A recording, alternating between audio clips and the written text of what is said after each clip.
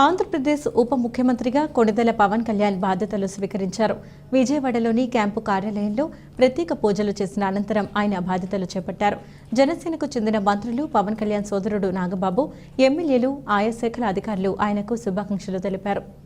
ఉప ముఖ్యమంత్రి హోదాలో ఉన్న పవన్ పంచాయతీరాజ్, గ్రామీణాభివృద్ధి, పర్యావరణ, అటవీ, శాస్త్ర సాంకేతిక శాఖల మంత్రిగా బాధ్యతలు స్వీకరించారు. పలు దస్త్రాలపై ఆయన సంతకాలు చేశారు. ఉపాధి హామీ పథకానికి ఉద్యానవన పనులను అనుసంధానించే నిధుల మంజూరు దస్త్రంపై, గిరిజన గ్రామాల్లో పంచాయతీ భవనాల నిర్మాణ దస్త్రంపై ఆయన సంతకాలు చేశారు. దీనికి ముందు ఆయన ఛాంబర్లో ప్రత్యేక పూజలు నిర్వహించిన అనంతరం వేద పండితులు ఆశీర్వచనాలు అందజేశారు. అనంతరం సోదరుడు నాగబాబు, వివిధ శాఖల అధికారులు, ఎమ్మెల్యేలు, నేతలు పవన్కు అభినందనలు తెలిపారు. మంత్రులు నాదెండ్ల మనోహర్, కందుల దుర్గేష్, కాకినాడ ఎంపీ తంగెళ్ల ఉదయ్ శ్రీనివాస్, ఎమ్మెల్యే వంశీకృష్ణ, శ్రీనివాస్ యాదవ్, తెదేపా నేత, పీఠాపురం మాజీ ఎమ్మెల్యే వర్మ తదితరులు ఉన్నారు.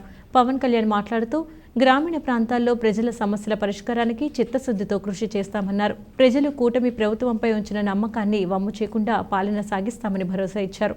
అనంతరం పలువురు అధికారులతో పవన్ సమావేశమై ఆయన వద్దనున్న శాఖలకు సంబంధించిన వివరాలను అడిగి తెలుసుకున్నారు. అధికారులు బాధ్యతతో వ్యవహరించాలని స్పష్టం చేశారు.